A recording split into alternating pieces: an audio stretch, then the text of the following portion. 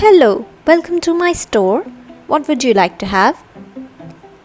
Hello, I just landed here and my stomach is already growling. All the time zone difference has already done a number on my stomach. I would really like a pack of chips. Sure, that would be a point 0.5. Oh, wow. That's like a 10 in my country. There you go. The hell, dude, this doesn't work here. It's an Indian rupee. I meant $0.5, 50 cents. Well, here is 50 paisa. Isn't it the same? No, get out. Now you must be wondering that different countries have different currencies, but their value is not the same. Hello and welcome to So Finance. I am Arshut and today we are going to learn about foreign exchange rate.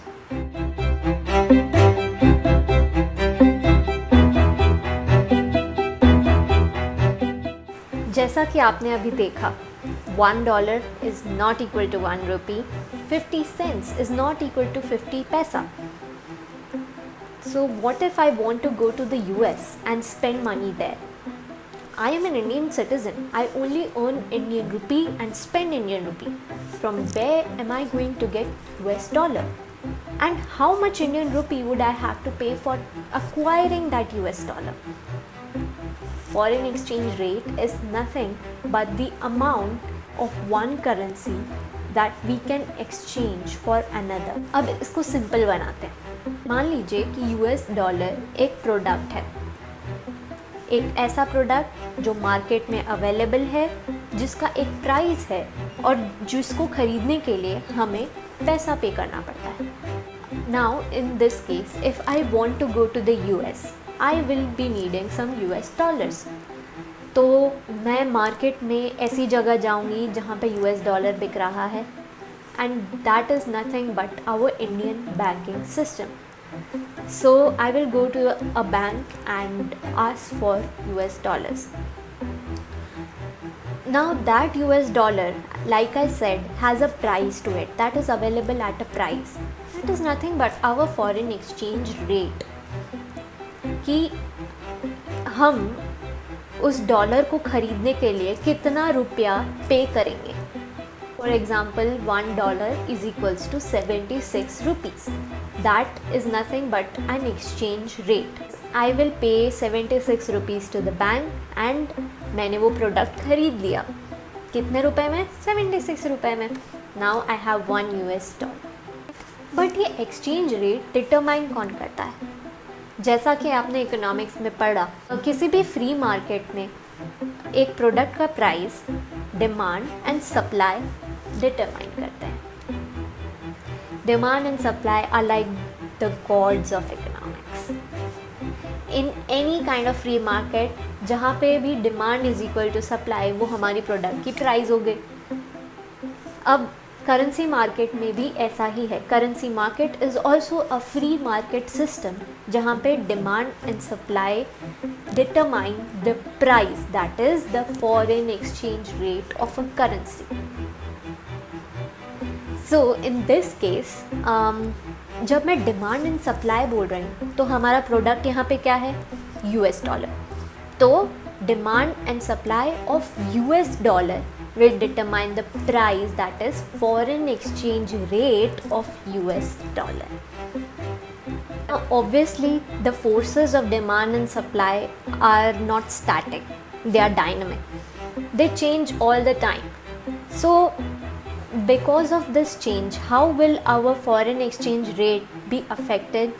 Let's see. First case, मान लीजिए कि हमारा demand of US dollar increases. जब demand increase होता है, then our demand curve shifts towards the right. So when this happens, obviously हमारा price, the intersection of demand and supply, the point moves up. That means कि हमारा price increase हो गया. The price of what? The price of US dollar. Now let's understand currency appreciation and currency depreciation. Like we all have studied in accountancy, appreciation is nothing but an increase in the value. That is, currency appreciation की जब हम बात करते हैं तो that means nothing but an increase in the value of the currency that we are talking about. Currency depreciation means currency की value depreciate होना, कम होना, its value falls, its price falls, its exchange rate falls. तो अब इस case में हमारा US dollar की price ऊपर जा रही है, यानी कि जिस करेंसी के साथ मैं यूएस डॉलर को कंपेयर कर रही हूँ, that is my Indian rupee, उसकी प्राइस नीचे जा रही है. अब इंडियन रूपी की प्राइस गिर रही है, यानी कि इट इज़ एप्रीशिएटिंग, और US dollar is appreciating when compare to Indian rupee. जब यूएस डॉलर का प्राइस बढ़ रहा है तो उसका ऑपोजिट जिससे मैं कंपेयर कर रही हूँ यूएस डॉलर को, दैट इज़ इंडियन रूपी, उसका प्राइस गिर रहा है. अब याद रखिए, दो करेंसीज एक साथ तो चलेंगे नहीं, एक का प्राइस बढ़ेगा तो दूसरे का गिरेगा ही, दैट इज़ गिवन. एक का प्राइस गिरा तो दूसरे का ऑटोमेटिकली बढ़ा ही, क्योंकि यहाँ पे मैं गिरना बढ़ना एब्सोल्यूट टर्म्स में बात नहीं कर रही. I am talking in relation with the other currency जिसके साथ मैं एक्सचेंज रेट डिटरमाइन कर रही हूँ. अब जब एक्सचेंज रेट की बात ही हो गई तो एक्सचेंज मतलब आप अकेले अकेले तो एक्सचेंज नहीं करोगे ना, you need something to exchange it for. तो we are not talking in absolute terms. जब यूएस डॉलर इंक्रीज़ हुआ मतलब वो एब्सोल्यूट टर्म्स में इंक्रीज़ नहीं हुआ, increase in comparison to Indian rupee जिसके साथ मैं एक्सचेंज रेट डिटरमाइन कर रही. तो अगर in comparison to Indian rupee dollar महंगा हो गया, डॉलर का प्राइस इंक्रीज़ हो गया, तो इंडियन रूपी का प्राइस ऑटोमेटिकली डिक्रीज़ हुआ, वैल्यू कम हुई, डेप्रिशिएट हुआ.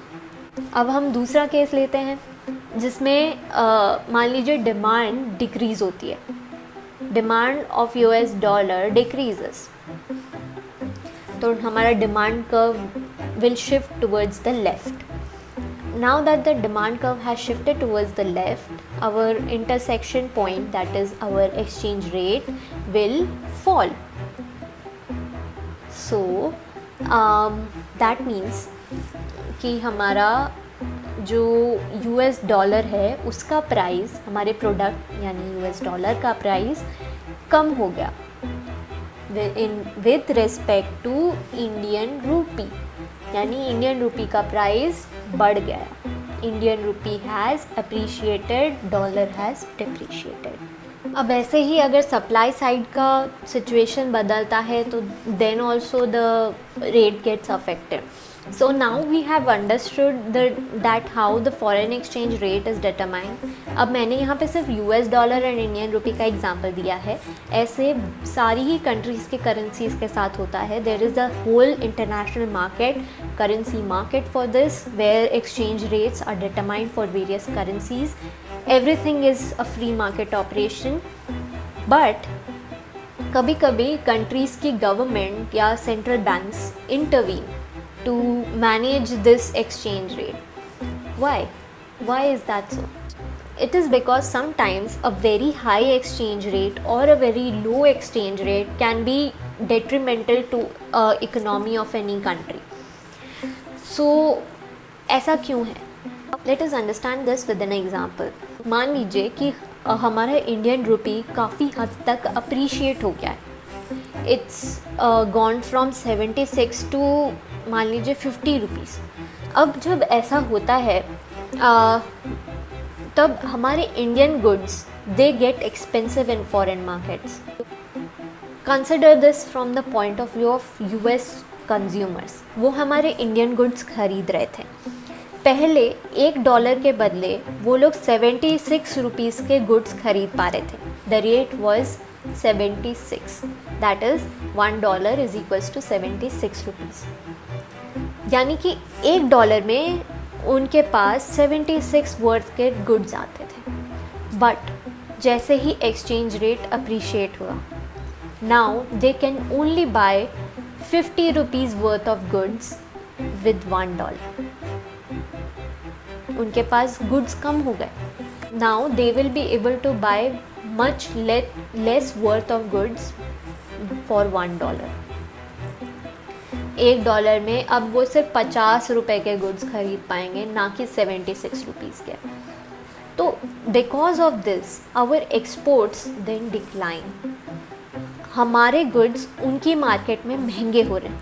और आप तो जानते ही हैं इकोनॉमिक्स में जब किसी गुड्स की प्राइस बढ़ती है डिमांड अफेक्ट हो जाती है. Demand decreases, there is a detrimental effect on the demand of those goods. तो हमारे एक्सपोर्ट्स पे बुरा असर पड़ता है. That's why our government does not want, any government for that matter does not want their currency to appreciate way too much. अब उल्टा case depreciation का भी है. ज़्यादा डेप्रिशिएट भी होगा ना then also it is problematic. Let me give you an example with this as well. हमारा एक्सचेंज रेट चला गया 76 से 90. way too much of depreciation. So what will happen? Our imports will become costlier. Now we are heavy importers of crude oil. पहले हम लोग 76 rupees खर्च करके $1 का वर्थ क्रूड ऑयल ले पाते थे. बट अब हमें वही $1 का क्रूड ऑयल लेने के लिए 90 रुपीज़ खर्च करना पड़ेगा. It's expensive for us. अब हमें वही चीज़ महंगी पड़ रही है just because our currency has depreciated way too much. So both the extreme cases is not favorable for any country. That's why governments of various countries try to intervene when the market goes haywire. So this is an example of managed floating. इसको हम managed floating कहते हैं जब government intervene करती है या central bank intervene करती है एंड रेट्स को कंट्रोल करने की कोशिश करती है. Now how do they do this? They just sell their foreign exchange reserves और buy some foreign currencies to regulate the market. कैसे?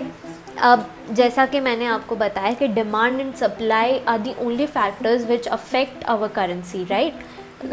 तो इस केस में भी गवर्नमेंट ऐसा ही करती है. They just affect the demand and supply of the currencies. मान लीजिए अपने अप्रिसिएशन का केस ले लेते हैं. Our currency has appreciated, that means $, has depreciated. $, की प्राइस कम हुई है और उसको अभी गवर्नमेंट को बढ़ाना है ताकि हमारा रुपी गिर जाए. Now, in order to increase the price of $, they have two options. Either to increase the demand of $, or to decrease the supply of $. But अब डिमांड पे तो उनका कोई इतना वो रहता नहीं है. So they focus on supply. Supply कैसे डिक्रीज करेंगे? Now they will buy $, from the markets. जब वो लोग $, को परचेज करेंगे तो ऑटोमेटिकली मार्केट में $, कम हो जाएगा. जैसा कि मैंने पहले बोला कि $, को हम एक प्रोडक्ट मान लेते हैं. सो अगर हम किसी भी प्रोडक्ट को मार्केट में से बाय कर लेते हैं तो वो मार्केट में अवेलेबल रहेगा? No, it no longer remains available in the market क्योंकि आपने उसको ऑलरेडी परचेज कर लिया है and now it's not for cell.